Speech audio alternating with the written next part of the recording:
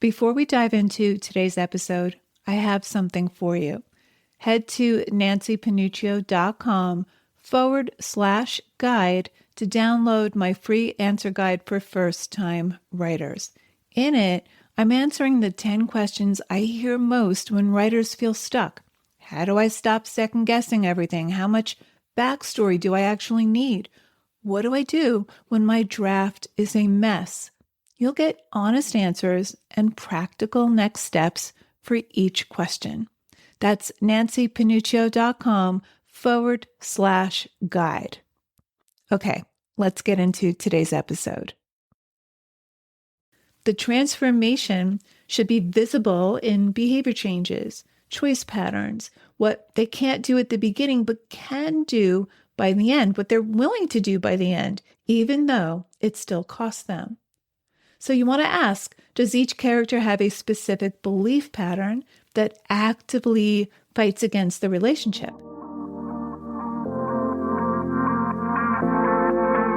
Writer Unleashed is for you, a writer who has the story you want to bring onto the page and into the hearts and minds of readers.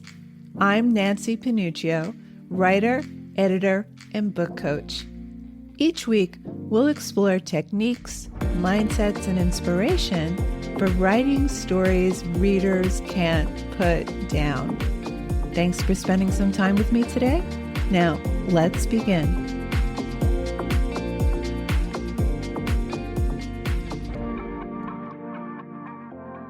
A lot of stories I talk about with my emerging writers inside the Academy have to do with romantic stories because they're a great way to talk about co-protagonists because they're on different tracks that eventually converge. These stories are often compelling, and I love a good romance, even if, maybe especially if it breaks my heart. Most romantic stories are predictable. We know the lovers will end up together, but the suspense is in when they get together, how they wind up together, and if they'll stay together. So today we're talking about romantic tension. And if you're writing a love story, whether that's romance, romantasy, literary fiction with romantic elements, or dual point of view contemporary, you know that you need tension between your romantic characters. Maybe you've created obstacles to keep them apart, or at least impede the romance. You've given them reasons they can't be together yet, or why they break up in the middle of Act 2. But when you read it back, something feels off. It feels heavy-handed. So today, I want to show you 3 specific ways to amp up your romantic tension so it feels genuine instead of manufactured, earned instead of heavy-handed. These are strategies I see working in the love stories that really land, the ones where you're rooting for these two people and the ending feels satisfying even when you saw it coming. Before we dive into the 3 ways to create romantic tension, let me give you the fundamental reframe that makes everything else work. The best love stories, or any story with a romantic element, isn't about obstacles keeping compatible people apart. They're about incompatible people becoming compatible. So if you're asking yourself, what obstacles should I put between these two people? I want you to shift that question to, why wouldn't these two people work right now? And the answer should be because of who they fundamentally are. Real romantic tension comes from genuine incompatibility that requires transformation, not manufactured obstacles that just delay the inevitable. Here are 2 quick examples. In David Nichols' novel, You Are Here, Marnie works from home and is deeply lonely. She's withdrawn, she's isolated, She's yearning to get outside of the house and connect with people. Michael, who's a teacher on the other side of town, is around students all day and desperately needs solitude. He takes long solitary walks to decompress. What Marnie desperately needs, connection and companionship, not necessarily romance, that's not what she starts out wanting, but it's in conflict with what he's actively avoiding. What he desperately needs is solitude and space. He wants to be alone, but that would devastate her. Now, they're both divorced, but their responses to divorce are wildly different. That's genuine incompatibility. And for them to ultimately be together, both have to transform. She has to learn she can be alone without being lonely. He has to learn connection doesn't destroy his autonomy or his need for solitude.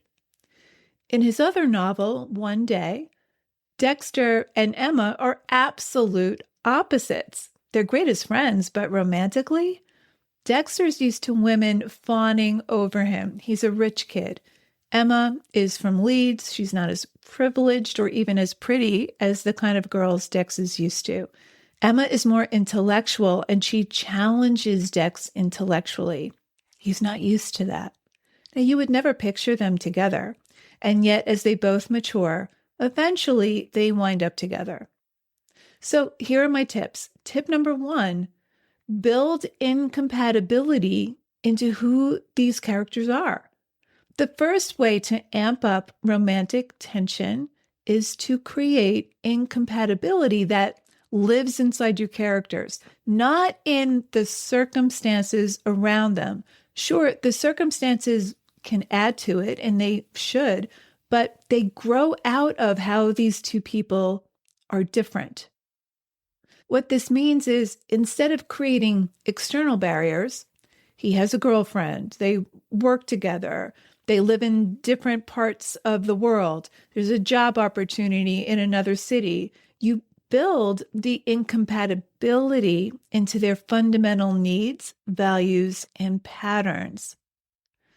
This works because external obstacles just make compatible people wait. Once the girlfriend leaves or the job situation resolves, they can be together. No transformation is required. That's why it feels heavy-handed or shallow. We're watching people wait until circumstances align. But when the incompatibility is who they are, transformation is required. They have to become different people for the relationship to work. That creates genuine tension because we're watching them struggle to change, not just wait. So how do you do this? You want to identify opposite needs, not just different preferences, but opposite fundamental needs where what one person requires to thrive is what makes the other person suffer. Marnie and Michael are both divorced, but they've responded in opposite ways. She withdrew after divorce, and now she desperately needs connection. He sought solitude after his divorce, and now he desperately needs space.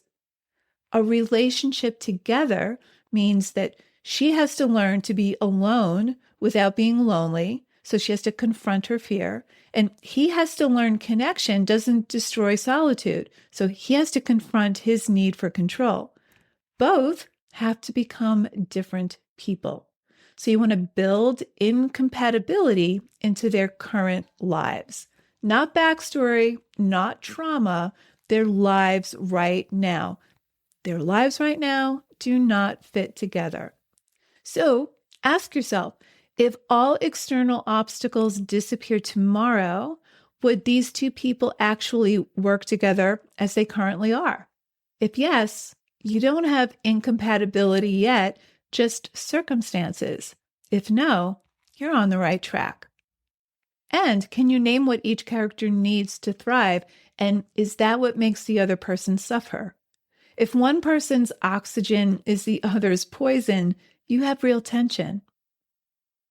For example, in Emily Henry's People We Meet on Vacation, the incompatibility is built into who Poppy and Alex fundamentally are. Poppy is flighty and hard to pin down. She's a travel journalist who values freedom and spontaneity. She can't be relied on for anything except that one summer vacation she takes with her best friend, Alex. Alex is regimented and stable. He's had the same girlfriend on and off for years, which tells you he values consistency and reliability above everything. Now, Poppy can't give him the stability he craves, and he can't give her the freedom she craves. For them to work, both have to transform. She has to learn to stay, to commit, to choose one person over constant motion.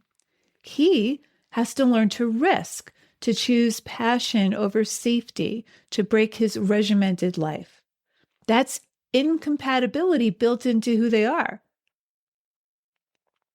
And Emily Henry uses external circumstances to reveal and intensify this incompatibility. It doesn't replace it. When Poppy's boyfriend shows up at their summer vacation, we see the longing in both Poppy and Alex, but the boyfriend isn't the real obstacle, nor is Alex's long-time on-off girlfriend. The real obstacle is that Poppy can't stay in one place and doesn't want to go back to Ohio where Alex is comfortable. And Alex can't risk instability. In Tuscany, when Poppy makes a pass at Alex, he proposes to his girlfriend the next morning. That proposal isn't just an external obstacle. It's Alex retreating to safety, choosing regimen over truth. And when Poppy calls him out on that he's making a mistake, he ends the friendship entirely.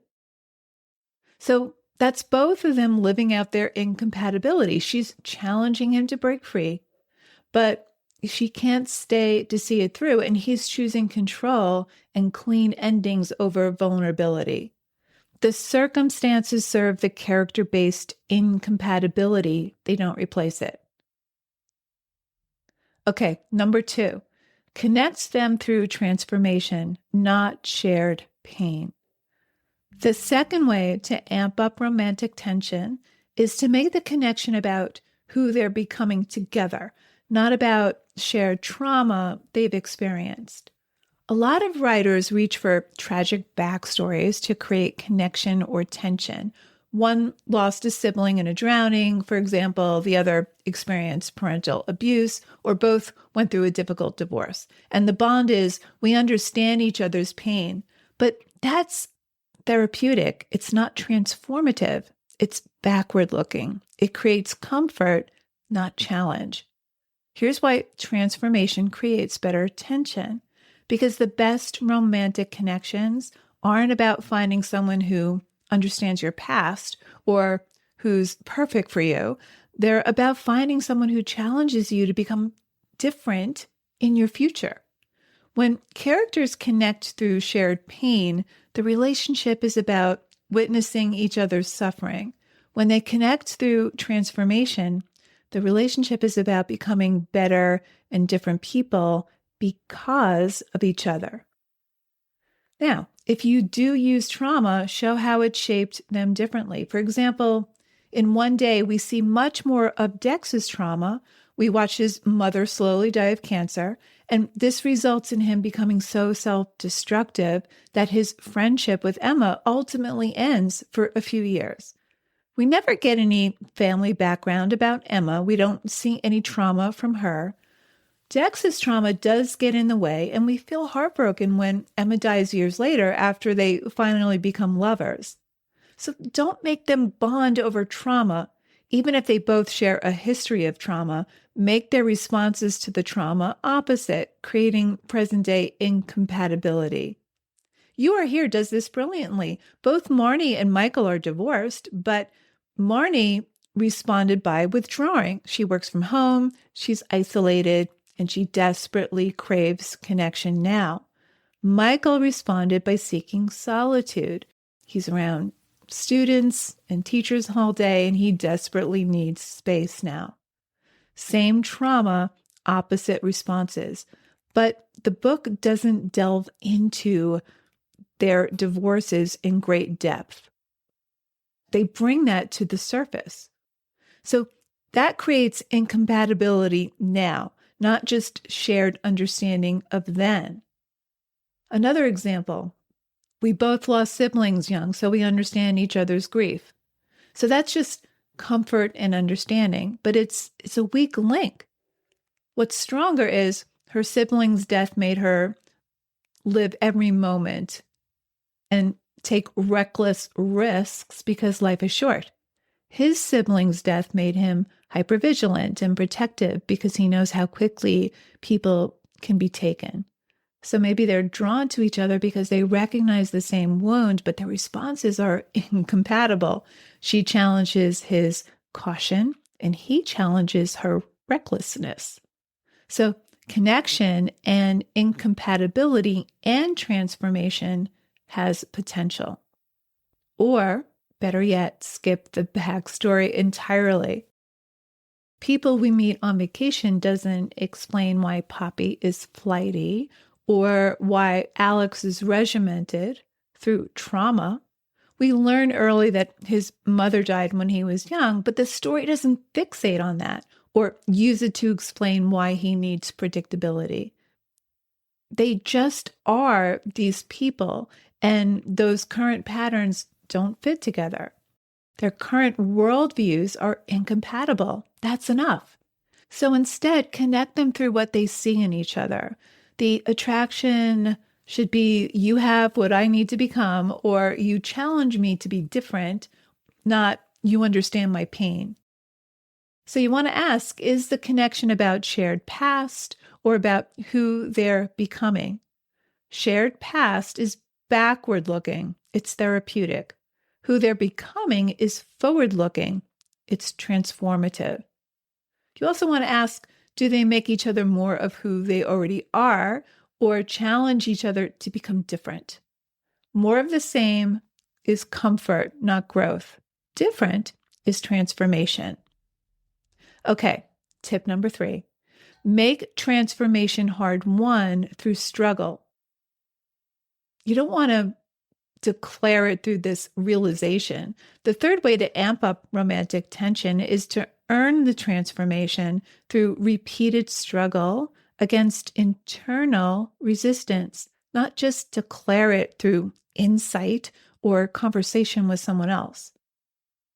A lot of writers show both characters changing by the end. She learns to trust, he learns to take risks, but the transformation happens through realization. One pivotal conversation, one epiphany, and suddenly they're different.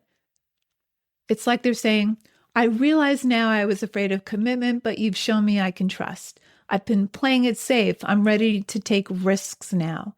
That's declared transformation, and it feels unearned because we didn't watch them fight their own patterns. We didn't see them try to change and fail.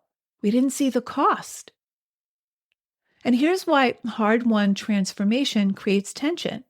Because real change doesn't come from insight. It comes from struggle, from trying to become different and failing, from repeating your old pattern even when you know better, from gradually, painfully breaking through. When you show that struggle across your novel, not just declare the insight at the end, every scene where they fight their pattern creates tension. We're invested in whether they can actually change, not just whether circumstances will align.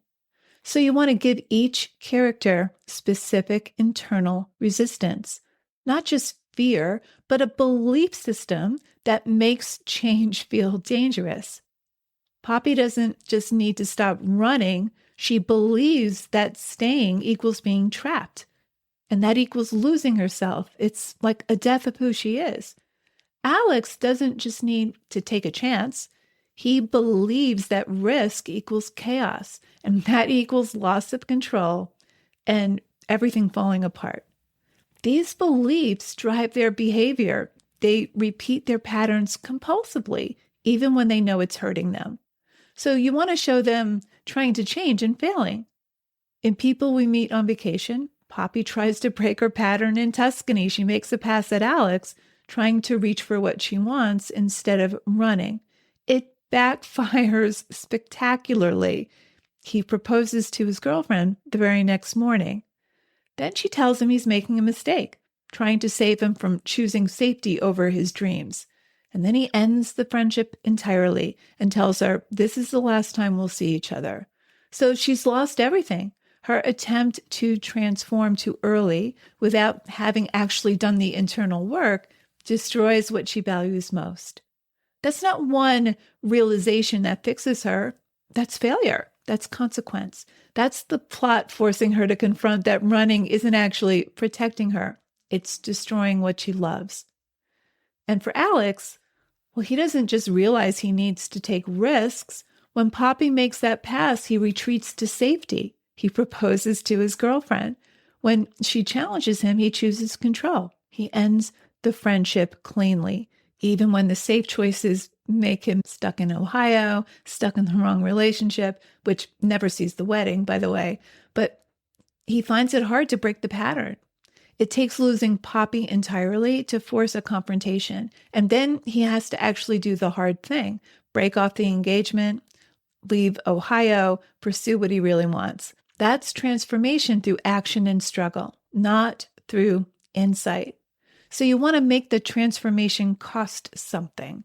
Real transformation requires giving up part of your identity to become someone new. For Poppy, choosing to stay means giving up her identity as the person who never stays.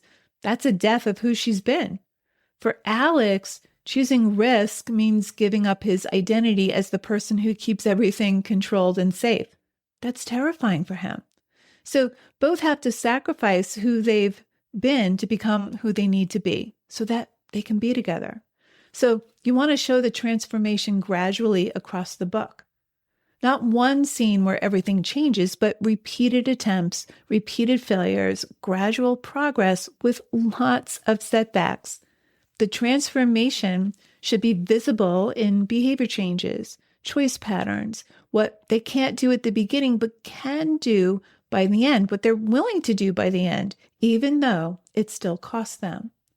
So you want to ask, does each character have a specific belief pattern that actively fights against the relationship? If you can only name fear, dig deeper. If you can name this specific belief, staying equals losing myself or risk equals chaos, you have internal resistance. You also want to ask, do we see them try to change and fail multiple times before succeeding? If transformation happens in one scene, it's not earned yet. If we watch repeated failure and gradual progress, then it is earned. So you have to ask, does transformation require giving up part of their identity? If they just realize something, that's too easy. If they sacrifice who they've been to become someone new, that's a real cost. Okay, so let's put this all together. Here's your framework for creating romantic tension that feels genuine and earned. Number 1, build incompatibility into who they are. Opposite fundamental needs. Her oxygen is his poison. Lives, values, patterns that don't fit together right now. Both would have to transform for it to work. Number 2, connect them through transformation, not shared pain, but challenge and becoming. If using trauma, show how it shaped them differently. They see in each other what they need to become. And number 3, make transformation hard-won.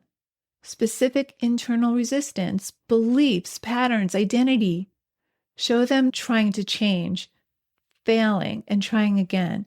The repeated struggle is what makes the tension rise.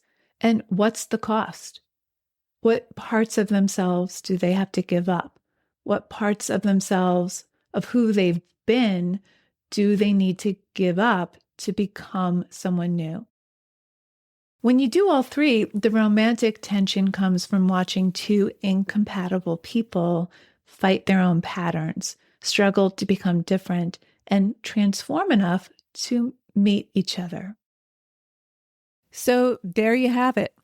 Thanks for hanging out with me today. If you know any writers who need some support in their writing, please share this episode or the Writer Unleashed podcast in general. And if you love what you're listening to, subscribe on your favorite listening platform. And if you're listening on Apple, please leave me a review. Reading how this podcast impacts your writing truly lights me up and helps me create topics for the show. Till next time, keep writing, and I'll talk to you soon.